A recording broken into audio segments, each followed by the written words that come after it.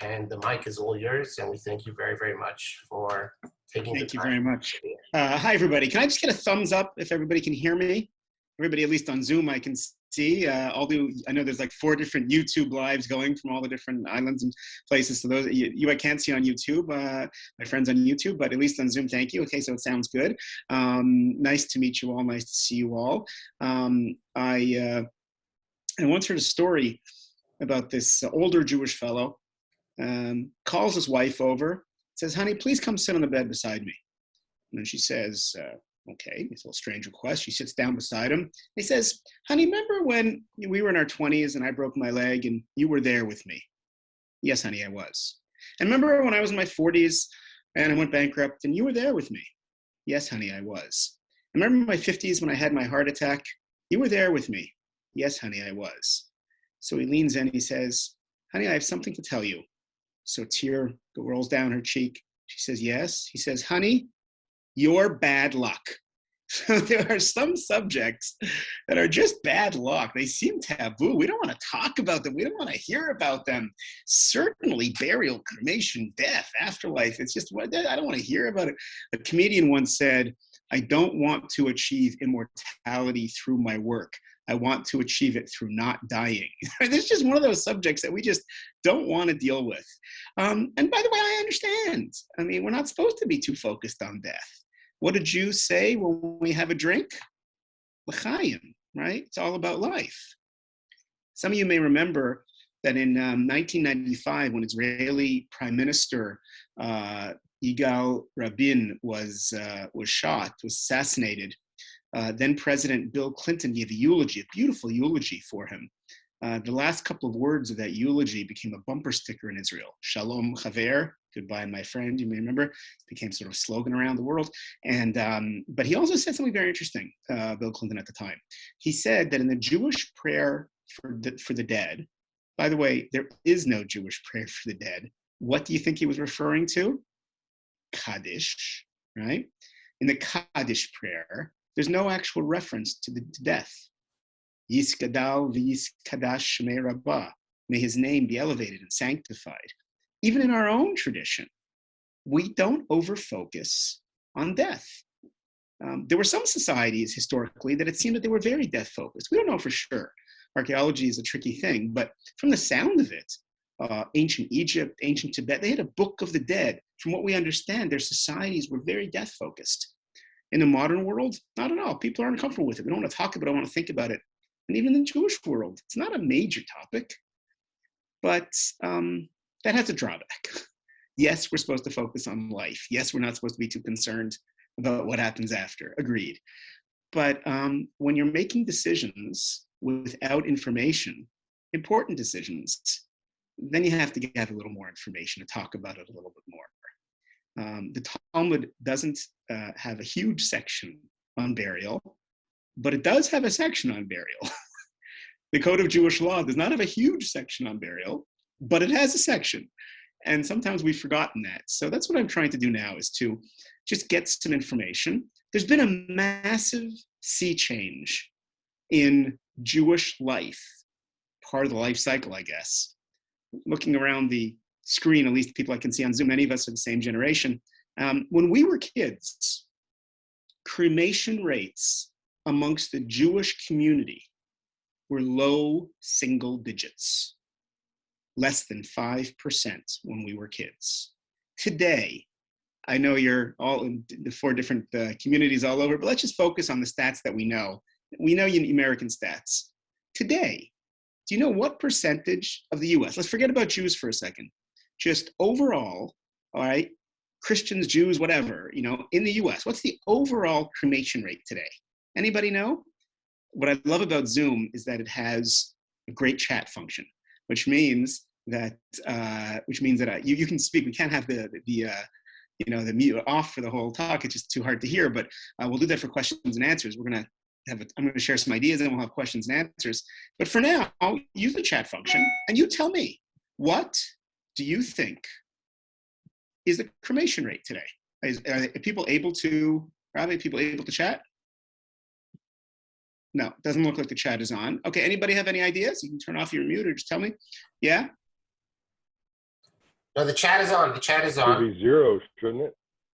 Look, what it should be and what it is are different, quite different questions. So I'll give you the national statistic, right? The national statistic is that overall in 2017, the majority of the American dead were cremated. It flipped in 2017. For our entire lives, it was always a small minority going up steadily.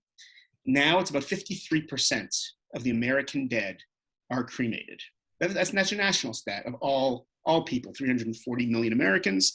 There's roughly a 1%, just under a 1% death rate in Western countries. Last year, unfortunately, it was, it was a little bit higher because of COVID, about 3 million deaths. Over half of them are cremations. Now for Jews, it's not quite that high, but it's not as low as people think. So we don't know for sure, but here is the main stat that we do know. About 10 years ago, okay, the chat seems to be working, everybody. So there you go. Thank you very much, Rabbi. So we'll be able to use it. So anybody know what's the Jewish number? What percentage of the Jewish dead today, 2021, what is your guess?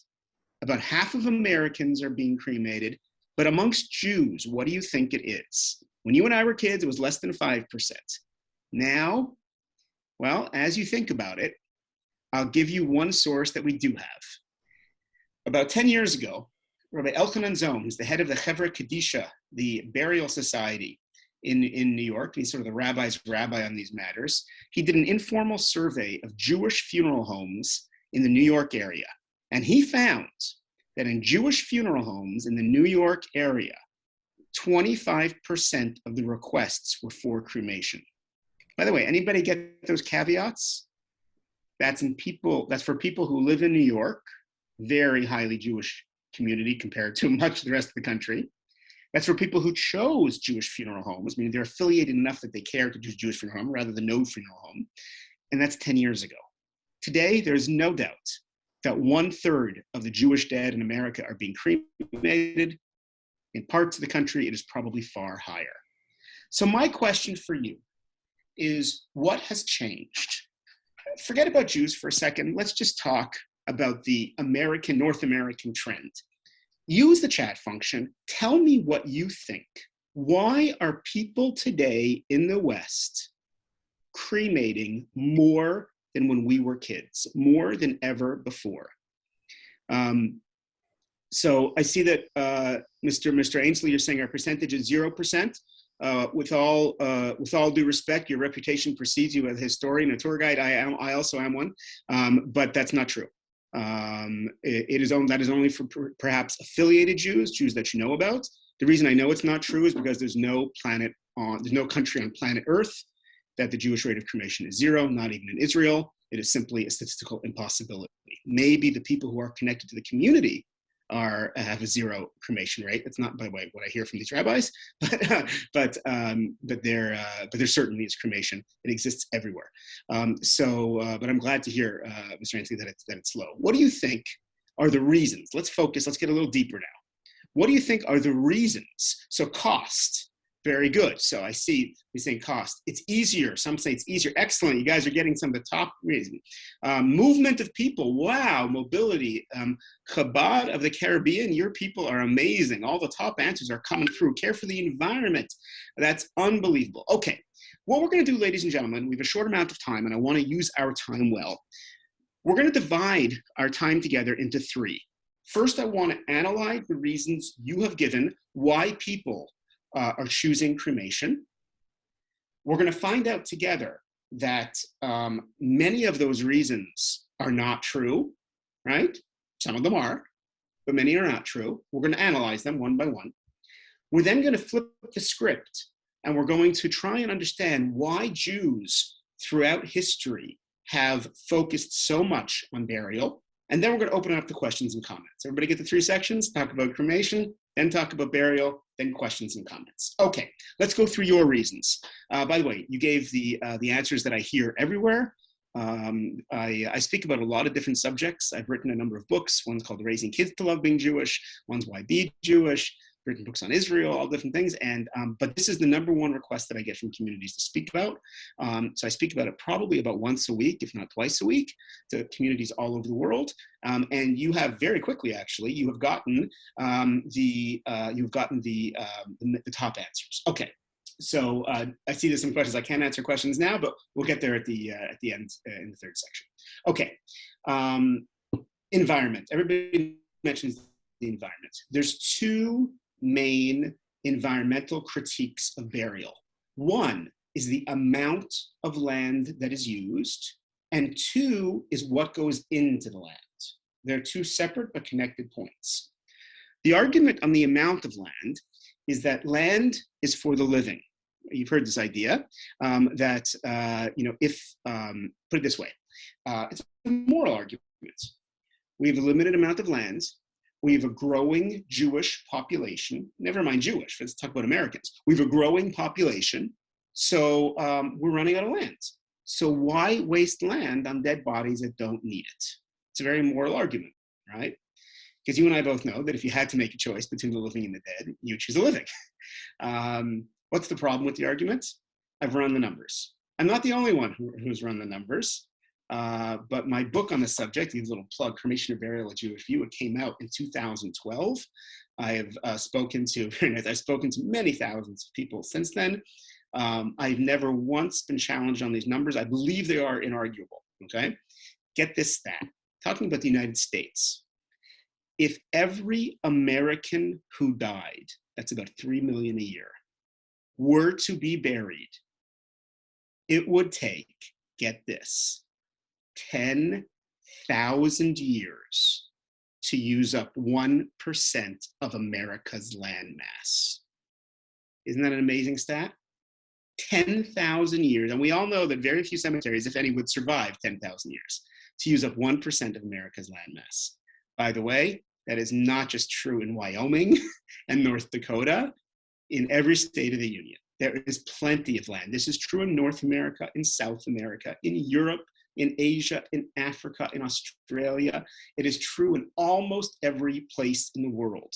By the way, I haven't studied your 4 communities, but I will tell you that even in communities like Singapore, Hong Kong, and Japan, very highly dense, there's no problem of land. This is really not an issue. And serious environmentalists do not talk about this issue because it's not a real issue. We use far more land every year to build new Walmarts than we do for cemeteries, right? The real environmental issue is what goes into the land. 2 main environmental critiques of burial. And by the way, boy, are these strong critiques. There's 2 things that get put into land in modern burials that are horrible. Number 1, metal caskets. The amount of energy required to make the metal, then it goes into the land and it rusts for 1,000 years. Horrible for Mother Earth. I'm a big environmentalist, okay? It's terrible, right? Number 2, embalming. Embalming, if you aren't aware, forgive me for getting into the gross stuff, but it is a talk on burial and cremation, so I'm sure you expected something. It's when they remove the blood and other liquids, basically the blood from a body, and replace it with preservatives. Formaldehyde is still the #1 choice today, right? In order to have the body still decomposes, it just takes a little longer, right? It's nicer for the viewing, it lasts a few months, it's whatever. So gallons and gallons of toxic chemicals being put straight into the earth millions of times a year. It's horrible for planet Earth. 2 verifiable, real environmental disasters with modern burial. Now, ladies and gentlemen, rabbis, you are not allowed to answer this question. Ladies and gentlemen, what do these 2 things have in common? Metal caskets and embalming. I see people smiling. What they have in common is that we don't do either. They are both completely against Jewish law and Jewish tradition. We require simple wood caskets, really any wood, ideally simple wood. By the way, in Israel, we don't even use caskets. The body is brought to the grave in a wood casket, but then the body is taken out and put into the ground in shrouds alone. The caskets are actually reused, right? We don't even need caskets. Sometimes municipal laws require caskets, so that's the custom in different countries. But the simple wood is what is required in Judaism. No metal, and embalming, definitely not considered a desecration of the body. By the way, if you would like to understand why we do not embalm, right, then just go on YouTube and watch an embalming. You'll understand in about 10 seconds why we don't do it. It's a horrible desecration of the body. It's terrible. So environmentally, it's funny. Environmentalists are not in favor of cremation. It's just a misconception. Cremation uses a tremendous amount of fossil fuels. We're all getting rid of our gas-guzzling cars and getting Teslas, right? Cremation uses a tremendous amount of fossil fuels. I got stats, like when I was researching this, I got the blueprints of a tremendous amount of electricity to burn, and it releases toxic chemicals into the air. If you're my age or older, and if you have a filling in your teeth, you probably have mercury in your tooth. Now, younger people, like fillings now, they don't put in mercury, but in our day they did. Releases terrible mercury into the air. Many municipalities do not allow crematory ovens beside schools. Ask yourself why. By the way, about 6 months ago, the Los Angeles Times, I think is the main thing, had this article. It was on the news programs as well. You can Google it.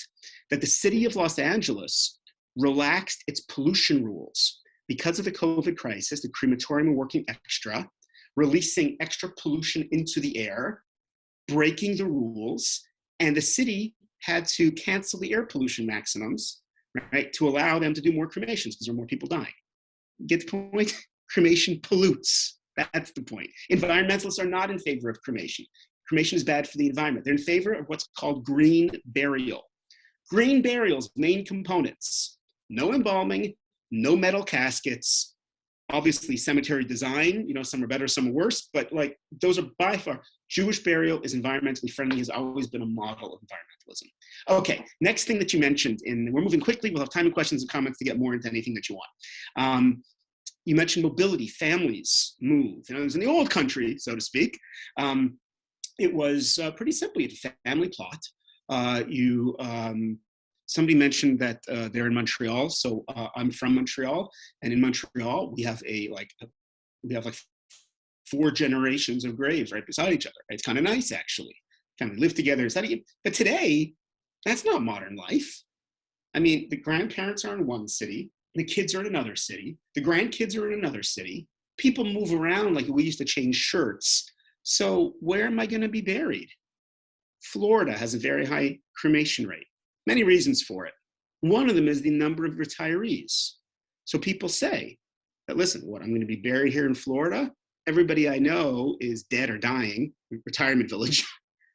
Nobody's going to visit my grave. Back in New York, I haven't lived there in 20 years. Out in California, where the kids are, I mean, the grandkids aren't going to stay there. So what's the point of having a grave if nobody's going to visit it? Might as well just be cremated. You hear the point? It's very interesting, isn't it? So now I want to test your Jewish knowledge. Rabbis, we're not allowed to answer this question, but you better know the answer. Okay, in the Bible, there are 2 famous burials. There's tons of burials in the Bible. It's actually a lot, but there's 2 very famous ones. One's at the beginning of the Bible, where Abraham buries Sarah in Hebron. Rachel also, you're right, 3 great ones in Bethlehem. But at the end of the Bible, the end of the Torah, there is a very famous burial. God buries Moses. Now, true or false, right? Thumbs up for true, thumbs down for false. The number 1 tourist destination in Israel. I see Mr. Ainsley smiling when I mention tourism and history and stuff.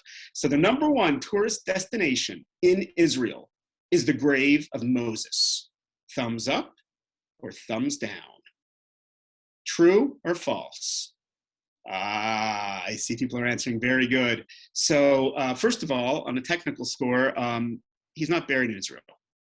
Remember at the end of the Bible, he doesn't make it into the land of Israel. We can just hop on a plane in normal times. At least you can just hop on a plane and go.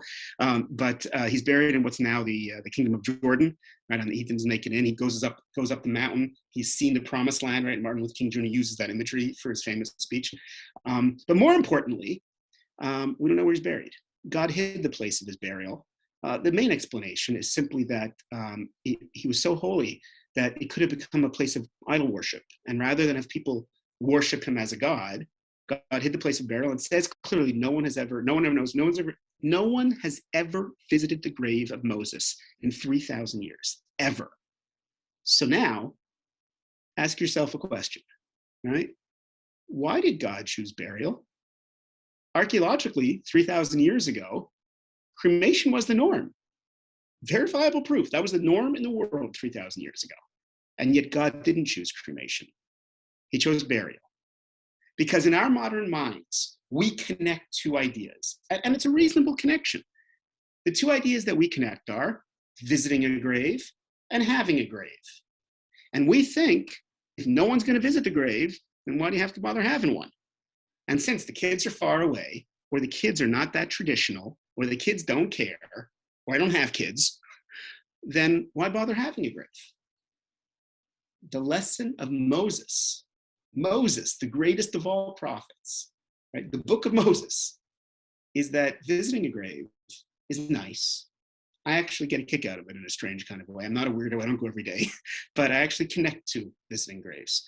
You know, it's part of my. I'm a tour guide in Poland and in Eastern Europe and in Israel as well. And it means something. When I go home, I always visit the graves. It means something to me. You can or you can't. It's a personal thing. There's no obligation to go, but it's irrelevant in terms of the question of having a grave. Meaning, even if no one visits the grave, it is important to have one, as we will learn why. By the way, it's funny how there's very, very often a grandkid who gets into Jewish genealogy or gets a little more traditional, and having the grave means something, surprisingly. In every family, there's always one. But even without that, having a grave is important, as we will learn. Other reasons, I'm moving quickly just because I want to make sure that we cover the main ideas. Somebody mentioned the convenience. It's easier, right? So like this, when I started research, I spent about 3 years researching the subject, and the single biggest surprise, going back to 2010, 2011, and the biggest surprise that I had in my research, before that I didn't know anything about burial and cremation really, and the biggest surprise that I had was that I always thought that cremation was something like a microwave oven. You put the body in, you press the button, 5 minutes later, ashes come out, maybe in an urn, and taken care of, quick and easy, right? Well, ladies and gentlemen, forgive me for what I'm about to share with you. Okay, it has to be said. Cremation is neither quick nor easy. For a thin person, it takes 60 to 90 minutes. If, like me, COVID-19 has done a number on you. They call it the COVID-19, put on 19 pounds. But if you're overweight like me and I think it's like 3/4 of North America, then it's 2 to 3 hours. If your BMI is above 30, right? I'm heading there, unfortunately. I hope things change. COVID's not been good. Then it's 3 to 4 hours. During that time, forgive me, the body is neither still nor calm. The muscles are contracting and expanding. The brain is sizzling. It's disgusting. I'm not going to sit here and tell you that burial is pleasant. I remember high school labs, chemistry, okay? I've seen things decompose. They're both kind of gross, okay? They're both kind of gross. But here's the kicker. Burial is the natural way of every living thing. A plant grows, blossoms, goes back to Mother Earth. An animal is born, runs around the forest, goes back to Mother Earth. Cremation is man-made, artificial. Burial is natural. Isn't that like flip the script? It's amazing. That's not how the way it's portrayed, right? Cremation's $1 billion industry. There's 2 big conglomerates that run it all, right? They present themselves as nature. Furthermore, it's not that quick and easy. Why? I'll say it like this. I deal a lot with families on the subject. I have never met a family where choosing burial harms the family dynamic. I have rarely met a family that chooses cremation that doesn't harm the family dynamic. There's always someone at some point that is hurt by it. There's no closure. It doesn't, I recently lost my father and I went through the whole Shiva process. For those of you who have, you understand the wisdom of the Jewish tradition of coming full circle, earth to earth, ashes to ashes. It may be quicker physically, but it's not quick and it's not easy. There's a fellow in Michigan who, his name is Thomas Lynch, and he's a great combination of jobs. He's a prize-winning poet and an undertaker. He's a funeral home. And he said the following. He said, people think that, well, I don't want to be a burden on my kids, which is whoever wrote the idea of being, easy, right? Cremation seems easier. Just like, don't worry about a burial, don't worry about a grave, don't worry. Some people, they don't feel that they did enough honor, for their parents and just their parents' graves. They don't want to put a grave and do that to their kids, but it's all kinds of things that we have in our heads. So Thomas Lynch said something fascinating, in my opinion.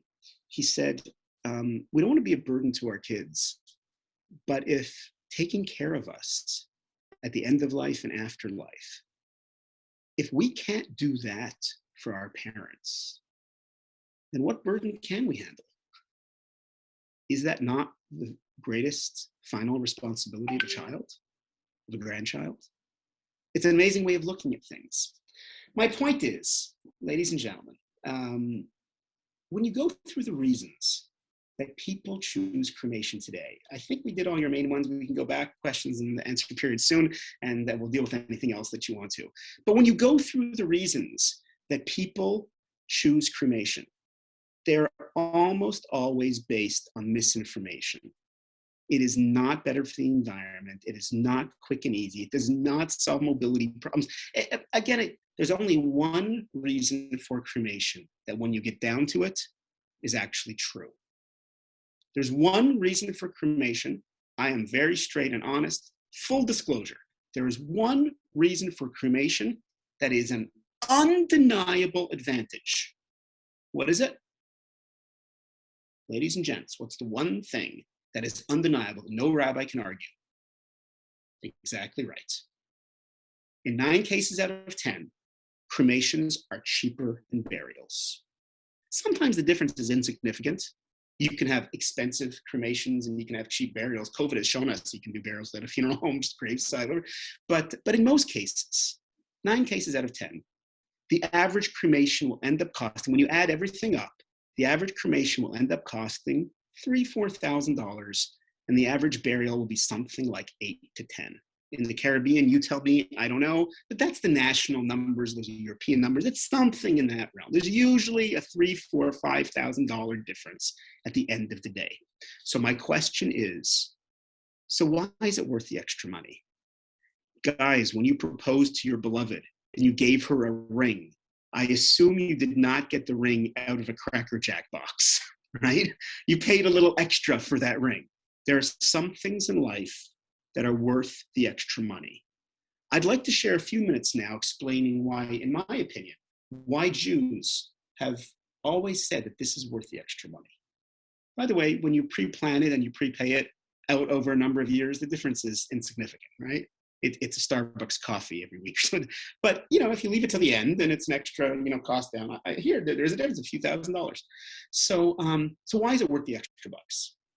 And I'm going to share a few headlines, and then we'll get into questions and comments, and you'll be able to ask anything you want to get more details on anything you want. Number one, in World War II, in the Kovno ghetto, there was a rabbi. His name was Rav Ephraim Oshry. He survived the war, actually, and he told the following story. One day, he's in his little room in the ghetto, and a Nazi SS officer barges in. He thinks he's about to die, and the Nazi officer starts speaking to him in perfect Yiddish. Rabbi, I'm a Jew. I have fake papers. I looked the part. This is how I'm surviving. But I have an important question for you. I'm a very sick man. I don't have long to live. And I know what they're going to do to me when I die. They're going to bury me in a Nazi cemetery surrounded by Nazis with a Nazi cross over me forever. For a few months to survive, I could fake it like this, but for eternity, I can't be there. I can't do it.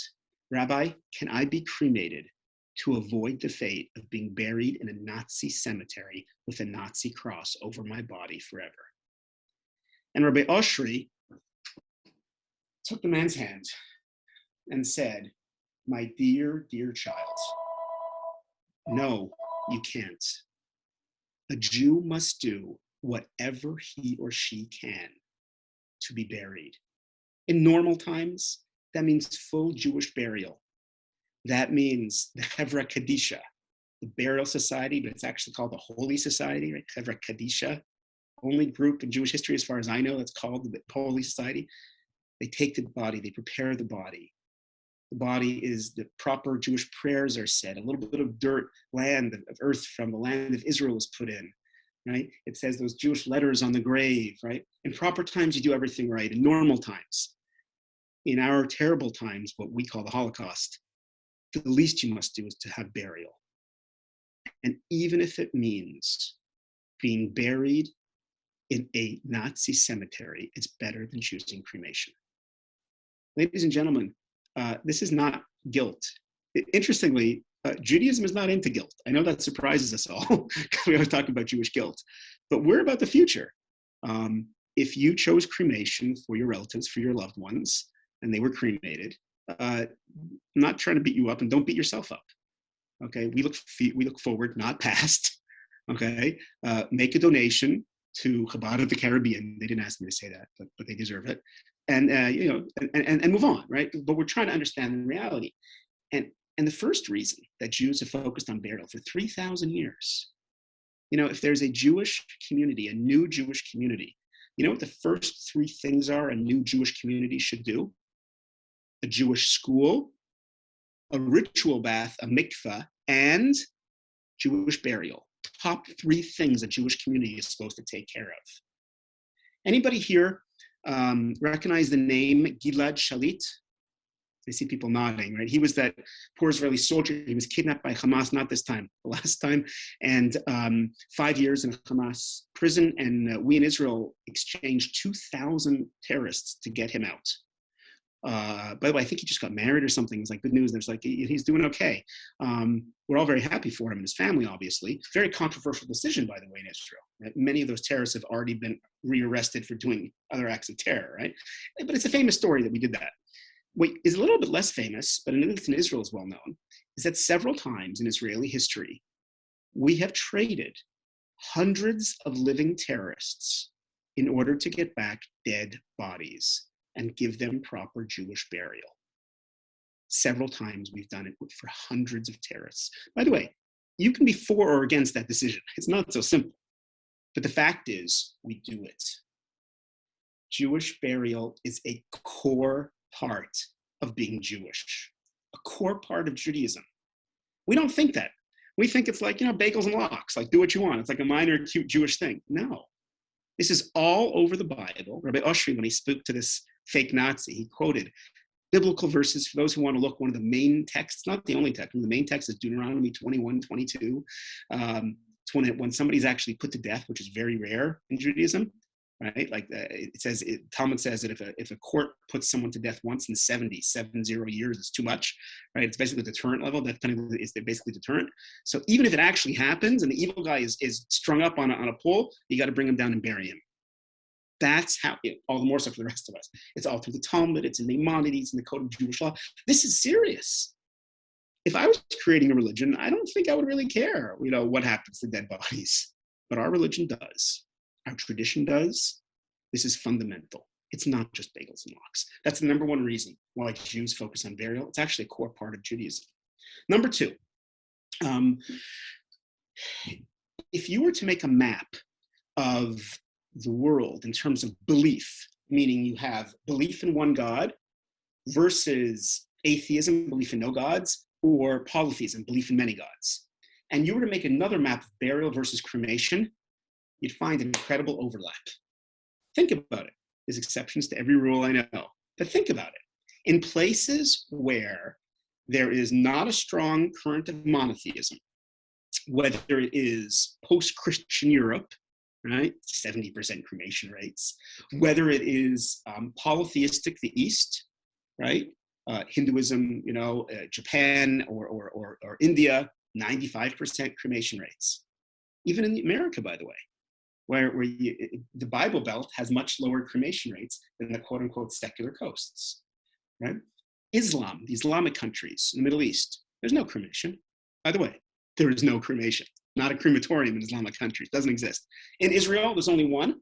It's on a moshav not far from Haifa, and it is basically used for Russian non-Jews. Although some Jews are using it, but we're talking 1%, 2%. It's almost nothing. Why is that? Why is it that when you find, by the way, Europe, post-Christian Europe, very high, but when Europe was Christian, there was no cremation. Charlemagne, it was outlawed for 1,500 years in Catholic Europe. There's no cremation. It's funny, when you find belief in one God, you generally find high burial rates and low cremation rates. There's a lot of literature as to why, because we're short in time. I'll share with you my theory. My theory is that people know this idea from the beginning of the Bible, beginning of the Torah, that every human being is created in the image of God, right? The Tselem Elohim, the image of God. Now, God is not physical, but we're physical. There's some kind of image of God, whatever that means. And you don't mess with that image. When you were a kid and your beloved pet dog, Spot, died, I can virtually guarantee that your parents didn't say, okay, honey, you bring over Spot's body, I'll fire up the barbecue. Like, they didn't say that, right? You didn't burn Spot. What did you do to Spot? You buried Spot. Because get this, we bury things we love. We bury treasure. What do we do to the garbage? You burn the garbage, whatever. You bury treasure, you burn the garbage. Isn't that fascinating? Anybody remember Katrina, when it hit Hurricane Katrina? I don't know if it hit you in the Caribbean. Forgive my ignorance. I don't know if it did. It probably did. But when in Louisiana, there were all the shuls that were flooded in, and there were all these Torah scrolls that were destroyed. Anybody remember what happened to the Torah scrolls? That actually had beautiful ceremonies, and they buried them. If a Torah scroll gets damaged, we take it to the rabbi, take it to the scribe, and it gets fixed. Right? If it can't be fixed, you bury it, because we bury holy objects. We bury treasure. By the way, what's holier, a Torah scroll or you? I'll prove it to you. If God forbid there's a fire in shul. Don't worry, Rabbi, it's just a hypothetical. God forbid it should happen. Let's say there's a fire in the synagogue.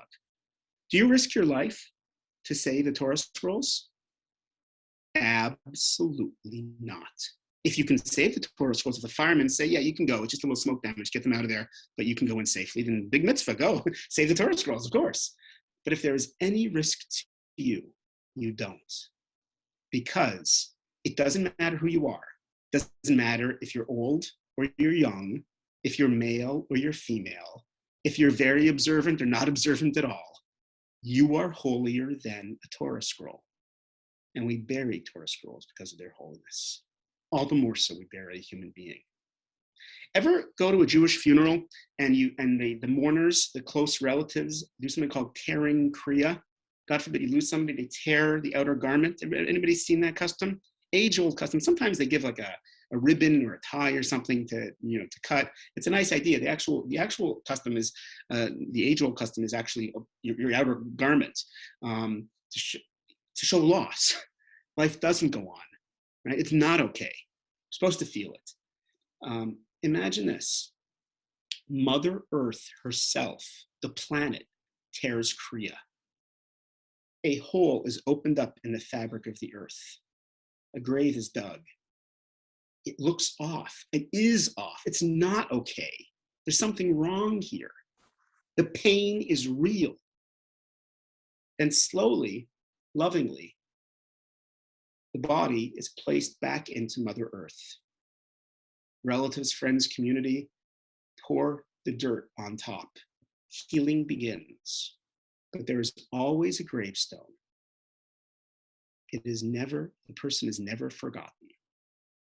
The world is different because of them. The world itself tears kriya. That's what burial is. One more idea, and then maybe two quick ideas, and then we'll open it up for questions and comments. Something that I haven't actually talked a lot about, but in a sense is the most important thing, and if you want more information on it, we'll talk later, is the soul. When you get down to it, that's like the most important part of us, right? So let me address it. I wanted to talk practically and to address all the ideas that people have heard before, but let's spend at least a few minutes like this. Raise your hand if you have ever visited a Jewish monastery or a Jewish convent. Anyone? Trick question, guys. I know you haven't. Why? Because there aren't any. Why is that? What, you think Catholics are stupid? They're not stupid. You think the Eastern mystics with their monasteries and their nuns, Buddhist nuns, you think they're stupid? They're not stupid. So why do billions of people, their religions, have convents and monasteries, and we don't? It's a fascinating question, isn't it? Ask a Catholic, who's the holiest person on planet Earth. They'll probably say the Pope, completely celibate. Eastern mystics, right? Stay away from physicality. Celibate, sleep on stone floors, eat simple food. Why is that? Well, they're not stupid. It's just a different philosophy. Their philosophy is, if you want to be spiritual, you want to reach up, then you have to deny the physical, fight the physical. The physical is bad, right? Only get married and have an intimate life to avoid sin. Otherwise, it's a bad thing. If you're really special spiritual, become a priest, become a nun. Stay away from that. But physicality is bad. The world is a world of suffering. What is the Jewish view? They're two very different religions, but they share this one idea. It's fascinating. What is the Jewish view of physicality? The Jewish view of physicality is the exact opposite. God is a good God that created a good world, and our bodies are good. The soul and the body are not enemies. They are partners. I couldn't give charity tzedakah without my hand. I couldn't cheer up somebody who's lonely without my arms to give them a hug. Physicality is good. That's why Jewish festivals have food. And that's why you're supposed to have a beautiful, intimate life with your spouse. The physical world is good. God is good. He created a good world. So do you hear the logic? If you think the body is bad, no surprise that you're going to burn it. But if you think the body is good, if you know the body is good, that the body and the soul are partners, then you treat it with respect. And the soul and the body don't really separate fully after death. Imagine this. Imagine a woman who comes back from burying her husband, married for 50 years.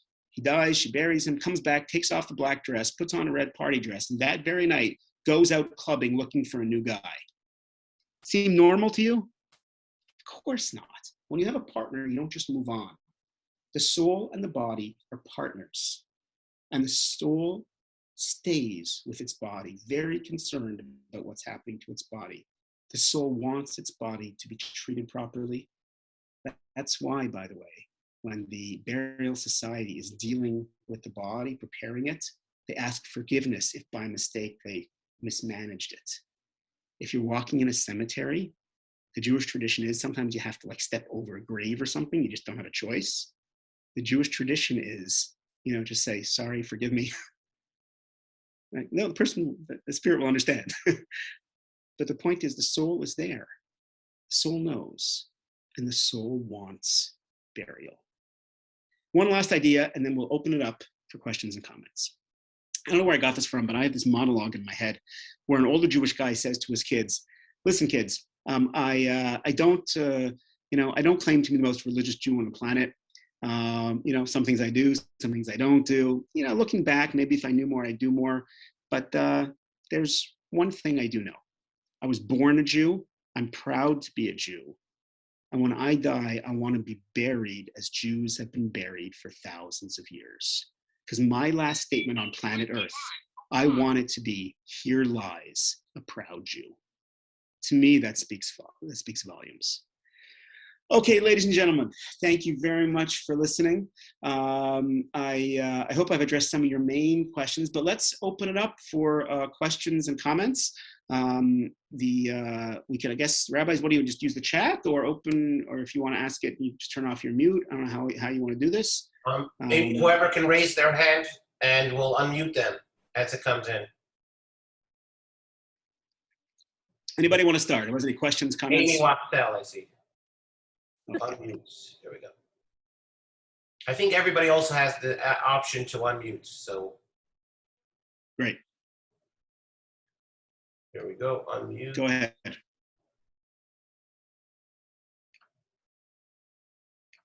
You have to hit unmute, Amy.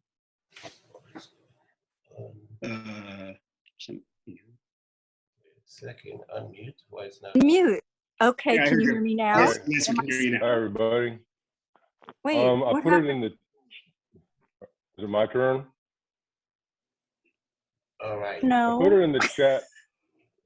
I hear somebody else. I'll mute until. Okay. Can you hear me though? Yes, go ahead, Amy. Okay. So I want to thank you. This is very interesting and I appreciate it, and good evening to all. I want to say, okay, I 1,000% believe in a Jewish burial.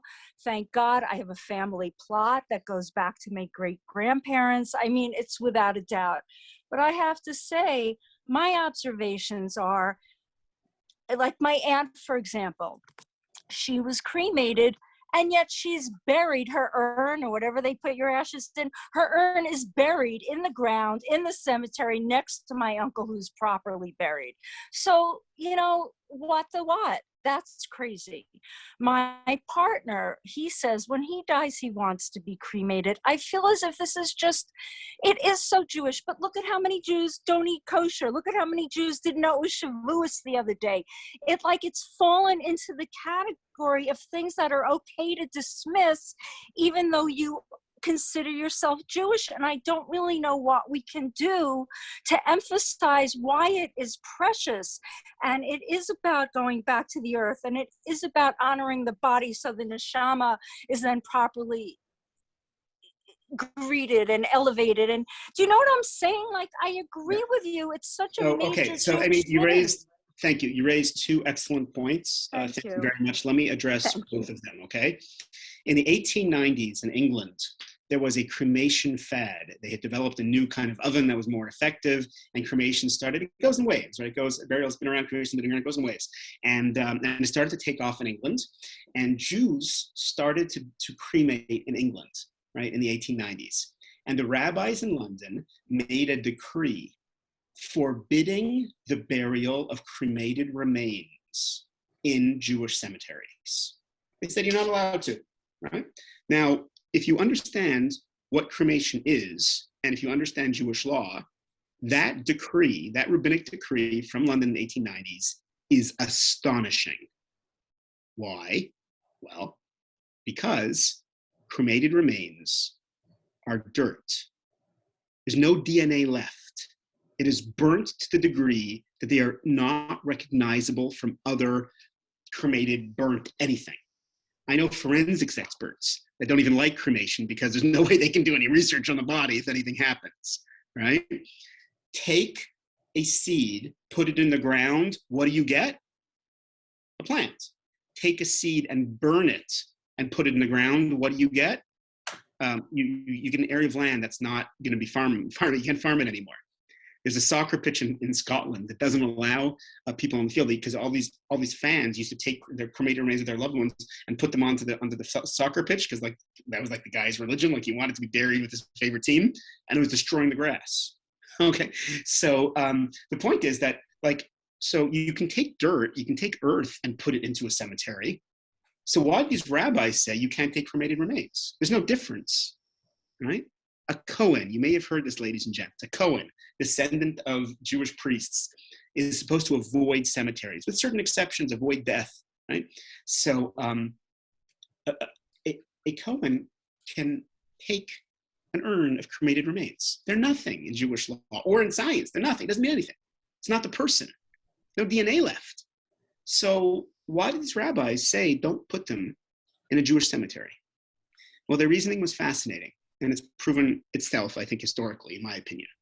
The reasoning was, if we start letting people bury cremated remains, in Jewish cemeteries, they're going to start thinking that cremation is not so bad. I can still do something Jewish. I can put a stamp of approval on it, right? And they wanted to send a signal out that it's not okay. By the way, some Jewish cemeteries today will let, and some won't let. Okay, if you happen to have the cremated remains of a loved one, again, we're not into guilt. What do you do with them? Okay, I know many people who they didn't know, and very often people get connected to Chabad later in their lives, and whatever. Who knows? They didn't know, and people are already grandparents, parents. Who knows, right? So, look, technically, what you can do with them in Jewish law, throw them in the garbage. But you're not going to do that because, this is your life. So, when nobody's looking, take it to the cemetery or take it to a park. Or it doesn't matter what you do, right? Treat it respectfully for your own psychology. It's not the person anyway. Right? But that's the problem with burying cremated remains. It gives the impression that cremation's okay.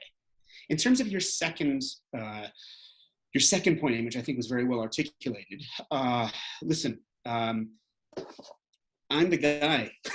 I feel it 10 times more than anybody else. I 100% agree. I do not think this is too late. On some subjects, it is really, really hard to talk about. I'll tell you, this subject, very few people are so committed to cremation that they're offended if you raise the subject. People come to my talks on cremation. I get nice crowds, all the time. Right? People are interested in this.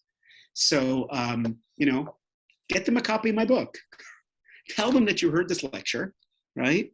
And why don't they think about it? They'll make their own decisions. I'll respect you, whatever you decide. But at least, on Chabad.org, by the way, you can hear a short version of my talk. I have articles up there, other people's articles and talks.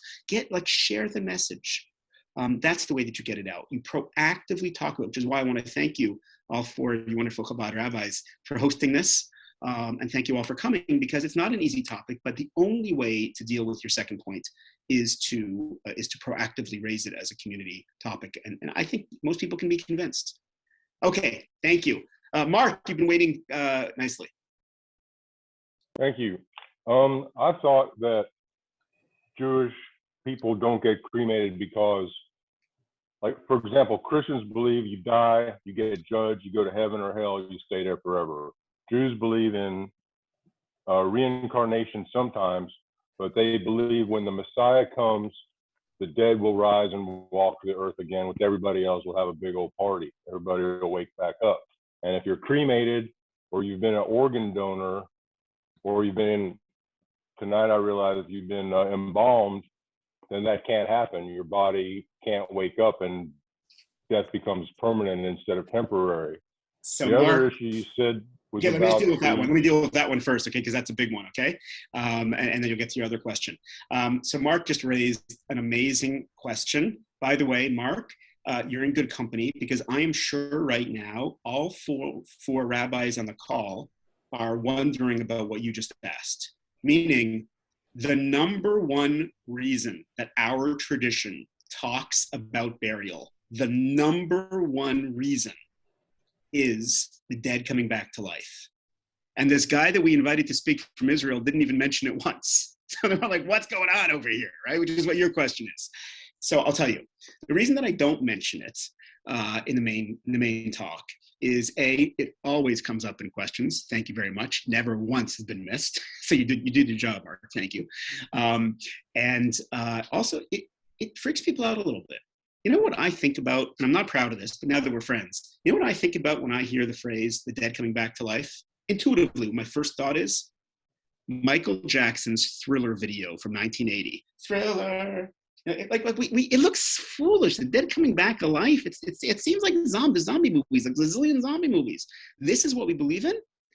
And so it takes a while to explain that, no, the dead coming back to life is a beautiful, holy idea at its core that we're introduced to through Hollywood or through different religions. So it seems weird and kind of foolish. We believe in that. And the idea is, no. We don't believe in their version of it. But if you get back to the core of where it comes from, and it goes like this.